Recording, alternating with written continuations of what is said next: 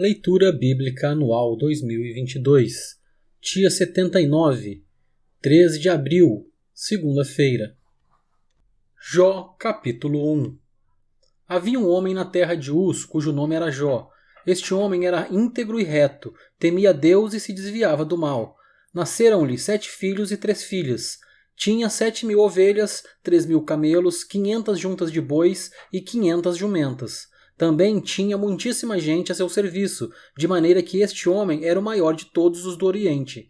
Os filhos dele iam às casas uns dos outros e faziam banquetes, cada um por sua vez, e mandavam convidar as suas 3 irmãs a comerem e beberem com eles.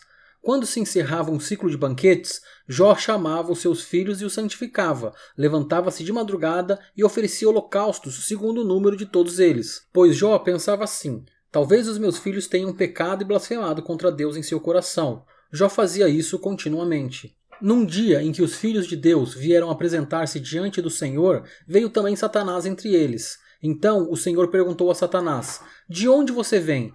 Satanás respondeu ao Senhor: de rodear a terra e passear por ela.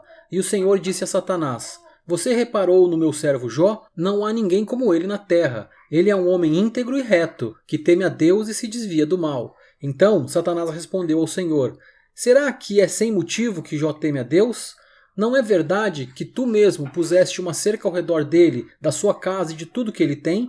Abençoaste a obra de suas mãos, e os seus bens se multiplicaram na terra. Mas estende a tua mão e toca em tudo que ele tem, para ver se ele não blasfema contra ti na tua face. Então o Senhor disse a Satanás: você pode fazer o que quiser com tudo que ele tem, só não estenda a mão contra ele. Então Satanás saiu da presença do Senhor.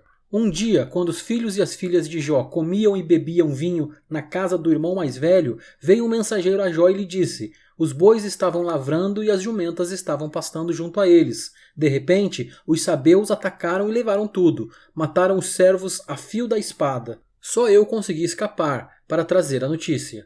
Enquanto este ainda falava, veio outro mensageiro e disse: fogo de Deus caiu do céu e queimou as ovelhas e os servos, destruindo todos eles. Só eu consegui escapar para trazer a notícia. Enquanto este ainda falava, veio outro mensageiro e disse: os caldeus se dividiram em 3 bandos, atacaram os camelos e os levaram embora, mataram os servos a fio de espada. Só eu consegui escapar para trazer a notícia. Também este ainda falava quando veio outro e disse: os seus filhos e as suas filhas estavam comendo e bebendo vinho na casa do irmão mais velho. De repente, eis que se levantou um vento muito forte do lado do deserto e bateu contra os 4 cantos da casa. Ela caiu sobre os jovens e eles morreram. Só eu consegui escapar para trazer a notícia. Então Jó se levantou, rasgou o seu manto, rapou a cabeça, prostrou-se em terra e adorou. E disse: no saí do ventre da minha mãe e no voltarei. O Senhor o deu e o Senhor o tomou. Bendito seja o nome do Senhor. Em tudo isto, Jó não pecou, nem atribuiu a Deus falta alguma.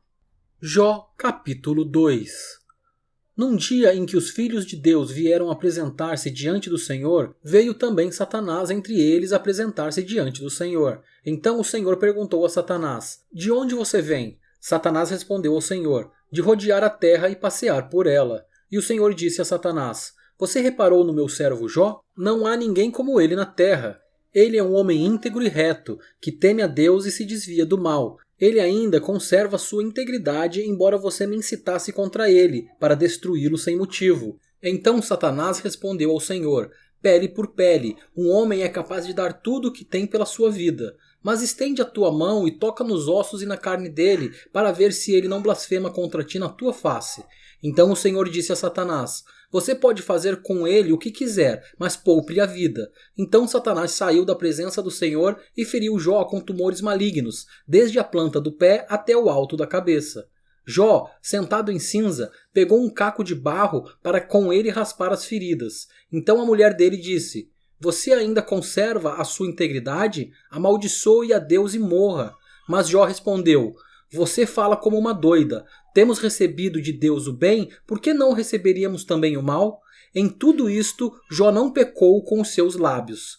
Quando 3 amigos de Jó ouviram que todo este mal havia caído sobre ele, vieram, cada um do seu lugar. Elifaz, o Temanita, Bildade, o Suíta e Zofar, o Naamatita. Tinham combinado ir juntos condoer-se dele e consolá-lo. De longe eles levantaram os olhos e não o reconheceram. Então ergueram a voz e choraram. E cada um, rasgando seu manto, lançava pó ao ar sobre a cabeça. Sentaram-se com ele no chão durante 7 dias e 7 noites. E ninguém lhe disse uma só palavra, pois viam que a dor era muito grande. Jó capítulo 3. Depois disto, Jó passou a falar e amaldiçoou o dia do seu nascimento. Jó disse: pereça o dia em que nasci e a noite em que se disse, foi concebido um homem, que aquele dia se transforma em trevas, e Deus, lá de cima, não se importe com ele, nem resplandeça sobre ele a luz. Que as trevas e a sombra da morte se apoderem desse dia, que uma nuvem habite sobre ele, que tudo o que pode escurecer o dia o espante. Aquela noite, que dela se apoderem densas trevas, que ela não se alegre entre os dias do ano, nem entre na conta dos meses. Sim, que seja estéril aquela noite, e dela sejam banidos os gritos de alegria. Amaldiçoem-na aqueles que sabem amaldiçoar o dia e sabem instigar o Leviatã. Escureçam-se as estrelas do seu alvorecer, que a noite espere a luz, e a luz não venha. Que não veja o despontar da alvorada, pois não fechou as portas do ventre da minha mãe, nem escondeu dos meus olhos o sofrimento. Por que não morri ao nascer? Por que não expirei ao sair do ventre da minha mãe? Por que houve um colo que me acolhesse e seios para que eu mamasse? Porque agora eu repousaria tranquilo, dormiria e então haveria para mim descanso, com os reis e conselheiros da terra que construíram para si mausoléus, ou com os príncipes que tinham ouro e encheram as suas casas de prata, ou como aborto oculto, eu não existiria, como crianças que nunca viram a luz. Ali os maus cessam de perturbar, e ali repousam os cansados. Ali os presos juntamente repousam e não ouvem a voz do capataz. Ali está tanto o pequeno como o grande, e o servo fica livre de seu senhor. Porque se concede luz ao miserável e vida aos de coração amargurado, que esperam a morte e ela não vem, que cavam em procura dela mais do que tesouros ocultos, que se alegrariam por um túmulo e exultariam se achassem a sepultura? Porque se concede luz ao homem cujo caminho é oculto e a quem Deus cercou de todos os lados? Porque em vez do meu pão me vêm gemidos, e os meus lamentos se derramam como água. Aquilo que temo me sobrevém, e o que receio me acontece. Não tenho descanso, não tenho sossego, não tenho repouso, só tenho inquietação. Jó, capítulo 4. Então Elifaz, o temanita, tomou a palavra e disse: se alguém tentar falar, você terá paciência para ouvir? Mas quem poderá conter as palavras? Veja bem, você ensinou a muitos e fortaleceu mãos cansadas. As suas palavras sustentaram os que tropeçavam, e você fortaleceu joelhos vacilantes. Mas agora, quando chega a sua vez, você perde a paciência. Ao ser atingido, você fica apavorado.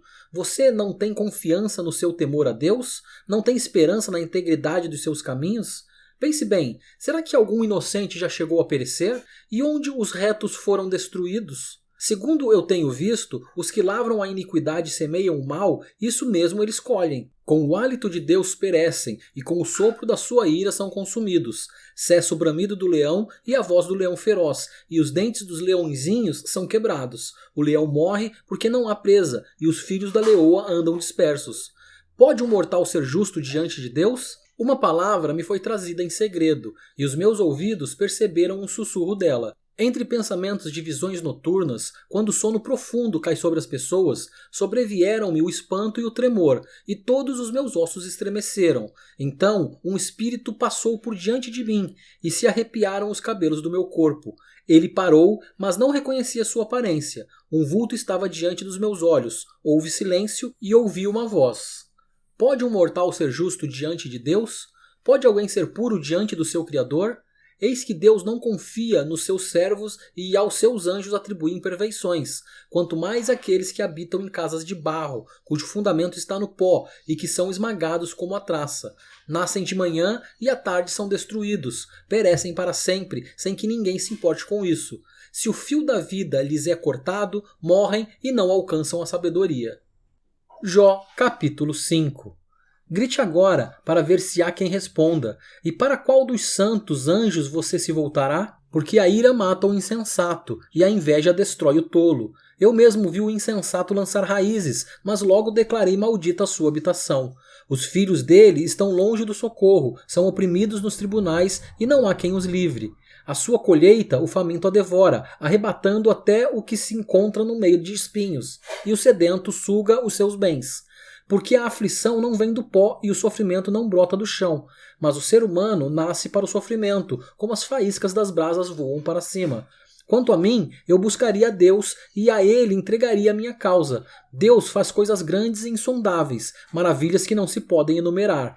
Faz chover sobre a terra e envia águas sobre os campos. Põe os abatidos num lugar alto e conduz os enlutados a um lugar seguro. Deus frustra os planos dos astutos para que não possam realizar seus projetos.